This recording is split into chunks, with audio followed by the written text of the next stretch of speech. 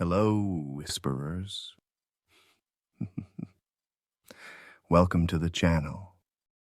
If you enjoy tonight's tale, don't forget to like, subscribe, and share. It helps more than you know. Now, dim the lights, and let's begin tonight's story. I didn't know it was the end of the world, not then. At 0932 hours, we were running drills in the motor pool when dispatch rerouted us. Active shooter, 3 confirmed dead, 1 wounded officer barricaded in an isolated property about 20 clicks north of the Makade city limits. No helicopters, just us and the Bearcat. We were told the suspect was ex-military, possibly mentally unstable, armed with a semi-auto rifle. Might have had booby traps, might have taken hostages. The only red flag was the name buried in the middle of the report, ViraClean Solutions, listed as the property's previous owner. I glanced at it once and didn't think twice. The file said the house had been recently repossessed. The suspect, a man named Gerard Scott, had reportedly returned and occupied the property illegally after his discharge. But if that's all it was, then why send 2 full entry teams? It didn't sit right, but I didn't say anything. Inside the Bearcat, the hum of the engine covered the sound of breathing. I sat front left, between the dash and the weapon rack, thumbing the metal lip of my helmet. Across from me, Alvarez and Mendez, blue team. Torres and Brooks, red. Good guys. Better under pressure than in casual conversation. Mendez never shut up unless the safety came off. Brooks was a pain in the ass, but solid in a fight. Alvarez was the glue, 35 years old and still faster than anyone in the unit. I was command. Gold. My job was to keep them alive. 9:37. Dispatch went dark. Cell signals dropped next. All teams, load up, I said, pressing my comms as the Bearcat groaned up the gravel slope. The tires kicked stones into a ditch, and the world outside turned gray with fog.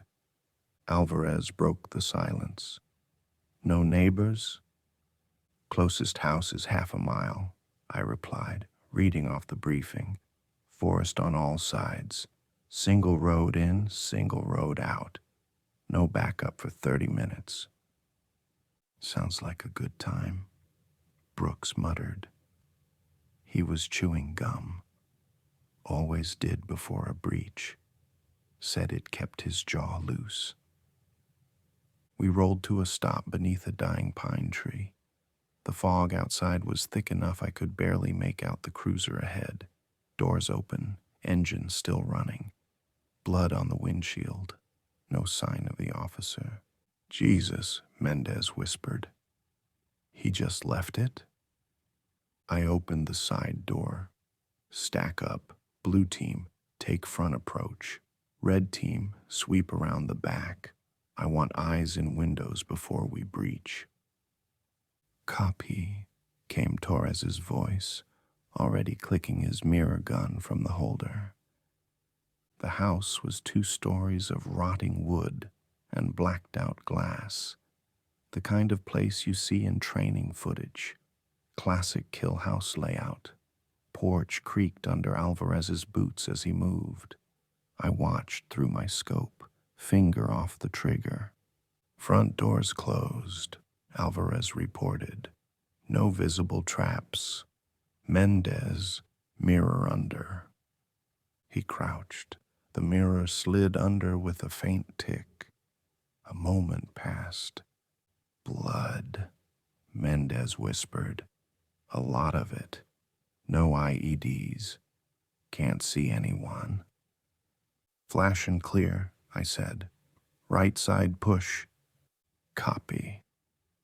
Mendez holstered the mirror, unclipped a flashbang, pin pulled, pop, clink. The explosion lit up the inside like a strobe. Alvarez kicked the door in clean. Moving! Boots hit wood. Clear left. Hallway right. Clear. I followed them in. The living room was smeared in dried red. Broken coffee table. Spilled lamp. Blood streaked in handprints across the walls and dragged toward the kitchen. No bodies, no suspect. Clear so far, Alvarez said, breathing heavy. Radio crackled. Torres. Gold, you're gonna want to see this. I ducked back outside and circled around. The side of the house was lined with garbage bags, all split open and rotting.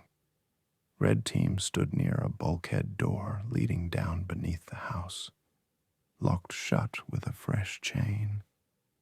But that wasn't what Torres was staring at. He was looking at a man slumped against the exterior wall, pale, eyes rolled up white, shirt torn open, chest not rising, except it was. Barely, like a stutter in the air every few seconds. He's alive, Brooks muttered. Somehow. Medical? I asked. No pulse, Torres said, but he's breathing. You tell me how that works. I raised my rifle. The man's eyes snapped forward, and then he moved. Not staggered, not struggled, launched. His mouth tore open and he screamed. Not a word, not a cry, just a blast of rage and blood and motion. Brooks fired first, 2 rounds in the chest. No effect. Alvarez followed up with 2 more. Still moving. I aimed for the face. Crack. The man dropped like a bag of bricks, black blood leaking out from behind his skull. Silence again. Just fog and breath. What the hell was that? Mendez said, shaking. He was dead. No, I said. He was infected. Brooks lowered his rifle. With what? I didn't answer. I looked at the blood, the fog, the open cruiser still idling with no one in it. Something was wrong with this entire scene, wrong in a way no protocol prepared us for. I keyed my radio. Dispatch, this is Gold. We are possibly dealing with a biohazard. Request an immediate contact with Hazmat or CDC. Do you copy? Static. I tried again. Nothing. That's when I knew we weren't getting out clean. We weren't getting out at all unless I commanded like our lives depended on it. Teams, hold positions. We're going to finish the sweep. And we're doing it by the book. Mirror the door, I said. Alvarez dropped to one knee, slid the mirror gun under the warped wooden frame, and adjusted the scope. The porch boards beneath us creaked like bones. Mendez stood behind him with a flashbang ready, breathing shallow. I could hear Brooks over comms pacing on the other side of the house, his mic catching every crunch of pine needles underfoot. Alvarez's voice came through low. Living room interior. Blood on the floor. Coffee table overturned. No traps. No targets visible. Copy. Bang and clear. Right side push. Mendez didn't hesitate. Pulled the pin. Cracked the door just wide enough to toss the flash. Pop. Flash. The interior lit up in a burst of white light, shadows dancing in all directions. Go! Alvarez kicked the door hard. It slammed open against the inside wall, and both men poured in with rifles high. Clear left. Clear right, hallway open. I stepped in after them, sweeping the center. The layout matched the schematics. A square living room leads into a narrow hall. The blood we saw under the door wasn't smeared. It was splattered. Viscera on the TV stand. Claw marks on the couch cushions. No bodies, no suspect, no sign of a struggle that made sense. Who the hell bleeds like that and walks away? Mendez muttered. Stay tight. Check your angles. Over comms, Brooks broke in. We've got entry at the rear. Locked. Torres is prepping the multi-tool. Stand by. I turned to Alvarez. Push the hallway. I'll cover. He moved like he was born for it. Fluid, calm, pie-slicing every door frame. Mendez followed, jittery but solid. I covered from the 6, eyes on the blown-open front door. First room, empty. Just a cot, a pile of half-eaten MREs, and a camcorder pointed at the bed. Second door, locked. See to it, I said. Alvarez stepped aside, strapped the charge, and counted down. 3, 2, 1. Crack. The blast rattled drywall and sent dust into the air. We moved fast. Mendez led the entry. Room clear. Wait. Jesus. I stepped inside behind him. The room looked like a slaughterhouse. 6 bodies, all in various stages of decomposition. One on a table, chest flayed open. Rib cage pried apart like a biology demo. Flies buzzed. Organs sat in labeled metal trays. There were notes taped to the wall in manic handwriting. Formulas, timings, something about regrowth rate during necrosis. And pinned to the wall in the center, a ViraClean ID badge. Brooks, I said into the radio, you seeing this on your end? Negative. We've got clear rooms back here, but Torres found a trap on a basement door. Could have blown his legs off. Secure it. Don't touch anything else. Hold position. Alvarez was crouched beside one of the bodies, checking its eyes. This one's twitching, he said. Alive? No, but maybe. It made a sound, a wet, low gurgle from what was left of its throat. Then it snapped its jaw like it just remembered it had one. Alvarez fired a round through its eye socket. No hesitation. The twitching stopped. This is a fucking containment site, I muttered. We pulled back to the hallway. My mind was racing, but my hands moved on instinct. I issued the next order. Push upstairs. Red team. Status. Brooks came on. Basement secured. Doors jammed. We're holding top of the stairs. Let us know if you want us breaching. Negative. Sit tight. We're going to clear the second floor. We ascended as a stack. Each step creaked like it might snap under our weight. Mendez looked back once. I saw it in his face. He wasn't scared of getting shot. He was scared of whatever we were chasing not needing a gun. Top of the stairs was a landing. One door on the left, one straight ahead, one cracked open. Mirror left, I said. Alvarez dropped the scope under and hissed. Movement. Something's on the ground. I think it's eating. Confirm? Can't. It's not standing. Looks hunched. I don't like this.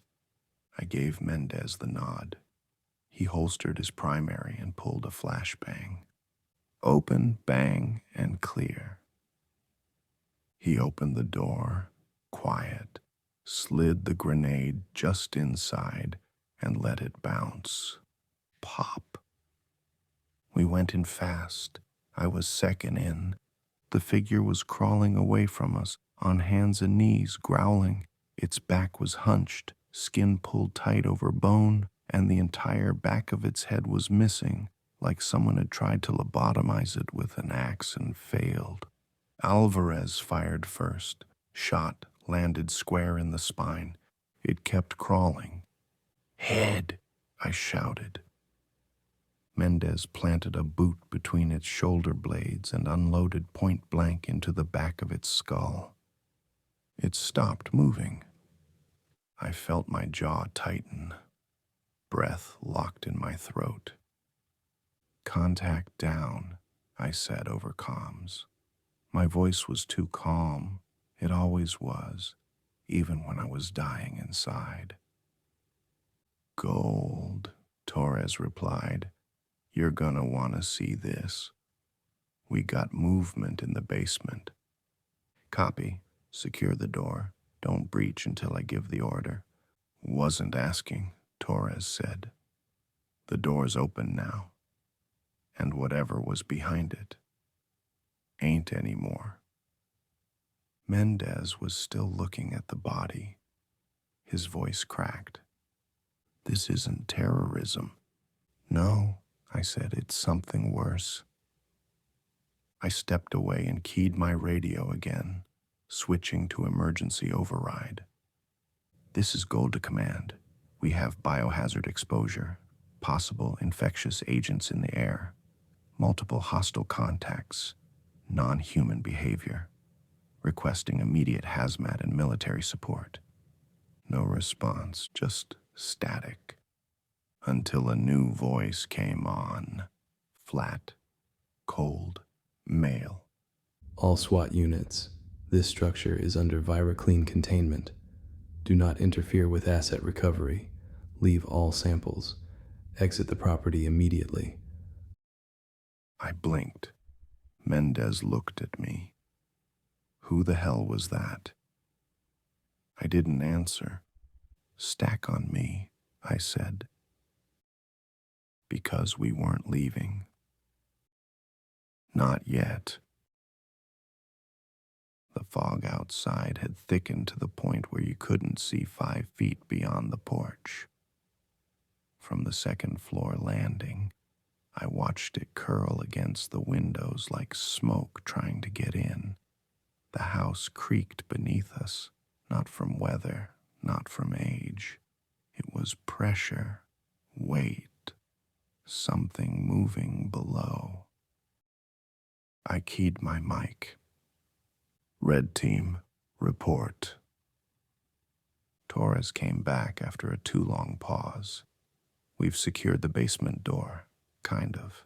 It was off the hinges when we found it. Scratches all over it, deep ones, like claws." Brooks chimed in, more clipped. "Something came out. We just didn't see it." "Do not pursue. Hold perimeter. Blue team's finishing upstairs." "We don't even know where it went," Torres muttered. Mendez stood near me, back against the wall, eyes darting. He kept glancing toward the bathroom door we hadn't cleared yet. "You good?" I asked. He flinched. Yeah. Just, there's something about this place. Every room feels like it's watching you." I didn't respond, because he wasn't wrong. Alvarez opened the bathroom with the mirror gun first.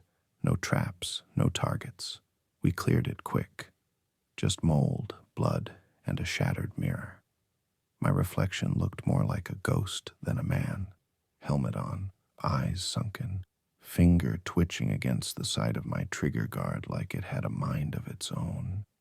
Then Red Team's comms went to hell. Screech, pop, static, then shouting, screaming, then a single bone-dry gunshot. I didn't wait. "Move!" We charged down the stairs in a tight column, rifles up, sweeping every angle on the way down. The living room was darker than before, like the light itself was bleeding out. We hit the basement access fast. The door was open. Torres was at the top of the stairs, back to us, rifle shaking in his hands. His breathing was ragged, loud through the comm. He didn't turn when we approached. "Torres?" I asked. He didn't answer. I stepped around him slowly and saw the look on his face. Not fear, not confusion, guilt. Then I looked down. Brooks was at the bottom of the stairs, twitching, gurgling blood. His left arm was gone, ripped out at the socket. The wound was jagged, not clean, like it had been chewed through.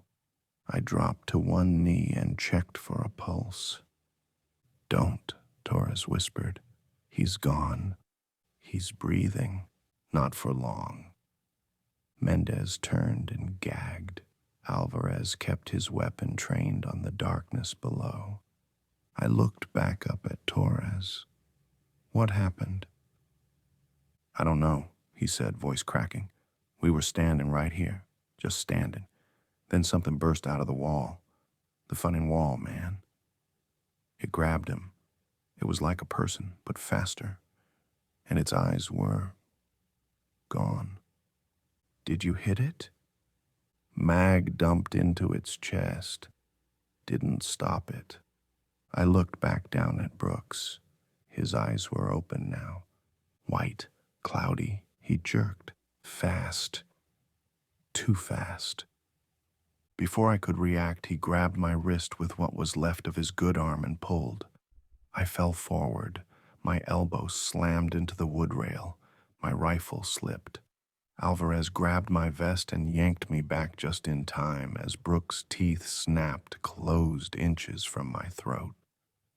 Torres screamed and stumbled down the steps, landed beside him, panicked, firing wild into Brooks's chest. Didn't matter. Chest shots don't work. I grabbed my sidearm, flicked the safety, and fired a single round through Brooks's skull. Everything stopped. Silence returned. I looked down at my teammate, the man I'd trained with for years, and saw nothing behind those eyes but void. Torres was frozen, not crying, not shaking, just numb. "I didn't know," he said. "None of us did," I replied. I stood up and keyed my mic again, switching to the main channel. "All teams, be advised. Suspects are non-responsive to standard tactics. Center mass is ineffective. Headshots only. No response from command. No new orders, just more static." Alvarez said what we were all thinking. Whatever this is, it's spreading. And then we heard the sound. Not from inside the house, from outside. A distant, wet pounding like meat slapping pavement. Then dozens of those sounds. Alvarez crossed to the front window. He pulled back the curtain slowly, just enough to peek out. His voice dropped. "They're in the trees." "Numbers? I don't know. 20, 30. Then, slam. Something hit the porch hard enough to rattle the walls. The front door shook in its frame. Wood cracked. Mendez swore under his breath and trained his rifle on it. We didn't have time to guess. "Red team, fall back to the kitchen. Seal the hallway. Blue team stack on the living room door. We're gonna breach out the side and move to the garage." "What if they're already flanking?" Mendez asked. "We hope they are," I said. "We flank back harder." We moved fast, repositioned, kicked furniture in place behind us. I nodded to Alvarez. Mirror it. He checked. No visual. Porch is blocked by fog and limbs. Human? Maybe. C2 breach, stack left. Charge planted. Countdown initiated. 3, 2, 1. Boom. Door exploded outward. The fog swallowed the sound. Smoke, dust, splinters, then shadows. They charged. 3 of them. No weapons. Just hands and teeth and speed. Mendez fired first. Short bursts. Alvarez flanked and took 2 down with double taps to the head. The third one lunged at Torres, grabbed his arm, and bit into the meat of his bicep like a dog with a rope toy. Torres screamed. Alvarez fired point blank. It dropped. Blood poured from Torres's sleeve. The wound was jagged, teeth-shaped. He looked at me, eyes wild. I'm fine, I'm fine. No, you're not, I said. But we didn't have time to argue. I pulled them all inside the garage and slammed the door behind us. Mendez jammed a chair under the handle while Alvarez scanned the other exit. Torres slumped against the workbench, breathing shallow, already going pale. I looked down at the blood pooling under him, and I knew he wouldn't make it out of this. Torres was breathing in short, wet gasps. He didn't say much, just kept pressing his hand into the bite like pressure could somehow rewind it. We all knew what was coming. None of us said it. The garage stank of gasoline, metal and blood, shelves lined with rusted tools, lawn mower in the corner, one flickering overhead bulb swinging on a frayed wire. Alvarez stood by the side door, checking the bolt. We hold here. We die here. I nodded. Then we go down. No one argued.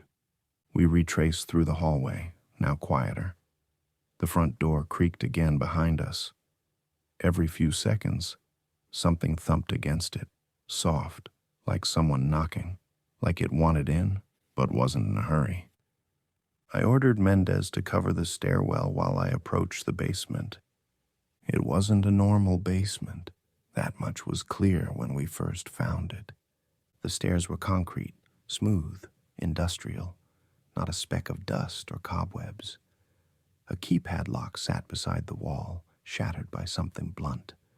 The door itself was a steel bulkhead, ajar, slightly buckled at the frame. On me, I whispered. Alvarez stacked behind. Mendez took rear. Torres didn't follow. I'll hold up here, he said, voice thin. Give me a radio. I'll watch your backs. His hands were shaking, his skin already going that waxy pale. I didn't have it in me to argue. I gave him my backup Glock. Shoot yourself before you change. He nodded once, didn't say anything else. We descended. Each step echoed louder than it should have. By the 5th stair, I couldn't hear the knocks at the front door anymore. By the 10th, even the house itself felt like it was gone. All that remained was the dark below. The hallway opened into a clean, cold corridor. Concrete walls, fluorescent lights, flickering every few feet. A fire door with a cracked window, a security camera mounted in the corner, red light blinking. It was still recording. Secure the corridor, I ordered. We swept left. 2 rooms, one open, one locked. The open one looked like an office. Desk, empty coffee mug, monitor still on. A paused video feed showed the living room, our living room, from earlier. Every one of our movements. We had been watched since entry. The locked door had a sign. Authorized ViraClean personnel only. Live testing in progress. I swallowed. Alvarez stepped forward. Let me. He placed the C2 charge gently, like he'd done it 100 times, which he had. We stacked beside him. 3, 2, 1. Boom. The door blew inward. Smoke, sparks, and something screamed. Not like a man, not like an animal. A howl built out of air and blood and pain. We entered, fast. The room was cold, lit by green emergency lights, tables everywhere, glass cabinets shattered, blood on the floor in long smears like bodies had been dragged. The ceiling was too low, the walls too close. A single containment pod stood against the far wall. Glass cracked, door open. A smear of black fluid led from it across the room and into the back hallway. Inside the pod was a shredded ViraClean hazmat suit. No body, just a hand still twitching. This isn't a lab, Mendez said. It's a prison. The monitor next to the pod showed a profile, not of a creature, but a person. Subject, SC017. Status, terminated. Notes, reanimation window exceeds 22 minutes post-brain death. Violence index, 9.97. Vira code, clearance, black. There were video logs too, dozens, some of them dated today. I tapped one. A shaky, green-tinted night vision feed appeared. A SWAT unit breaching the same hallway we'd just come through. Us, except it wasn't. Different faces, different names, same gear, same stack, same entry commands. I watched one of them get pulled through a wall, another get swarmed in the hallway, body cam flying across the floor. This already happened, I whispered. They've done this before, Alvarez said. Not training, Mendez muttered. Testing. We're rats in their maze. There was another scream, closer this time, wet feet slapping tile. We spun around. From the hallway emerged a shape I still can't fully describe. Human, once, 9 feet tall, body bloated and bound in bone-like plating. No lips, no eyelids, just a skull stretched over muscle, ribs exposed but somehow pulsing like they were breathing. Eyes black and red, and too many. It charged. Flash out. Mendez tossed the grenade. The room filled with white and sound. Alvarez opened fire. Center mass. I aimed for the head, but it moved too fast. Moved like it knew our tactics. It tore into Mendez first. One hand grabbed his vest, lifted him clean off the ground. His scream ended before the impact. Blood sprayed across the monitor wall. I fired. Alvarez fired. Finally, after 4 shots to the head, it dropped. Not dead, just down. Alvarez was panting. I grabbed his vest. We're leaving, now. He didn't argue. We ran back up the stairs, 2 at a time, reached the kitchen.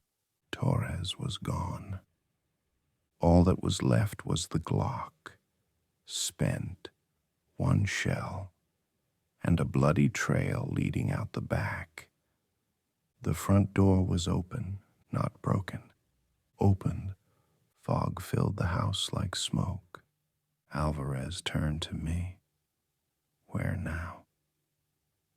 I looked at the open road through the doorway, looked at the forest, listened to the sounds of groaning and footsteps and the slow thud of bare feet on wood. We make it to the cruiser, I said, and we don't stop until we're clear. Behind us, something heavy shifted in the basement, something not quite dead. We didn't waste time calling for backup anymore. No one was coming. No one ever was. Alvarez and I moved through the house like ghosts with guns, quiet, fast, methodical. My hands were steady.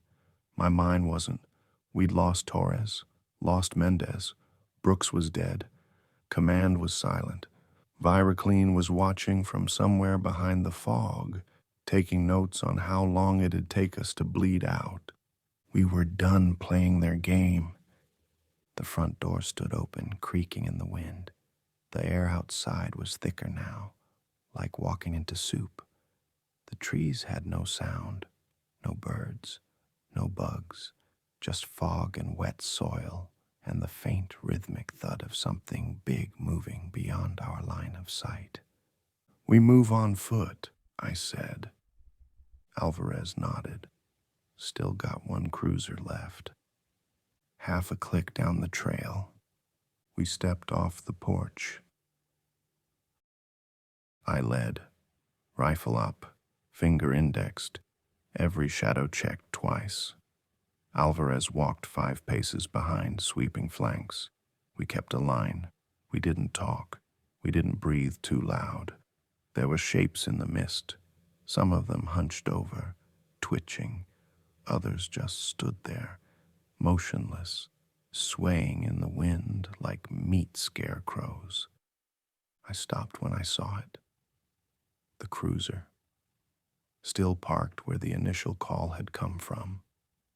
Doors closed, driver's side glass spider-webbed from something hitting it hard. Alvarez moved ahead to clear. Then something roared. Not like a man, not like an animal. A sound so big it made the trees lean. Something crashed through the fog and slammed into Alvarez from the side, dragging him off the trail. His scream was short, strangled, cut off by the crunch of bone. I sprinted after them. What I saw made my blood go cold. It was the thing from the basement, but changed. Its bones had shifted, its arms longer, fingers like spears. It was mutating, growing, adapting. It had Alvarez pinned, and it wasn't eating him. It was studying him. I didn't hesitate. I fired 3 rounds into its face. The head snapped back and then turned fully around, cracking like a slow twist of rope. It looked at me with no eyes and all hunger. Alvarez used the distraction, pulled the flashbang from his vest and shoved it into its mouth. "Move," he shouted. I dove behind a tree. Pop! A horrible wet screech echoed through the woods. When I looked back, the creature was gone. Just blood, smoke, and bits of teeth in the mud. Alvarez was still breathing. Barely. "I can walk," he muttered. "Don't leave me." "You're not infected?" "Bit?" "No." "Broken?" "Yeah, but I'll crawl if I have to." I hauled him up and half-dragged, half-walked him to the cruiser. We reached it in silence.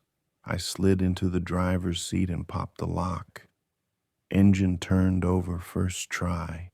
Miracles still existed. I slammed the gas. As we tore down the gravel road, we passed them, dozens of infected, standing in the woods, watching, waiting, like they knew our time would come eventually. We broke through the fog around the 3rd mile. Sunlight never looked so wrong. It bounced off the pavement like it didn't belong there. I looked back once, and I saw them. Not just infected. ViraClean. 2 black SUVs parked neatly at the trail entrance. A dozen men in hazmat suits, watching us go. No weapons drawn, no orders given, just observing. I didn't stop. It's been 6 hours. Alvarez is stable. We found shelter in a shuttered ranger station up north. I've barricaded the doors. No cell signal, no communications. Just this burner laptop and a battery pack. I'm writing this down because someone has to know. This wasn't a virus that leaked. It wasn't a freak accident. We were sent there, used as data points, lab rats in tactical armor. ViraClean wanted to see how we handled it, wanted to measure time to infection, aggression response, adaptability under fire. They're studying the end of the world, and they're not going to stop. The house is just one of many. I've seen the map they left behind. Makad wasn't the first, and it won't be the last. If you're reading this, you've got 12 hours, maybe less. Stack up, mirror the door, flash and clear. Because this isn't just a breach anymore. It's a war.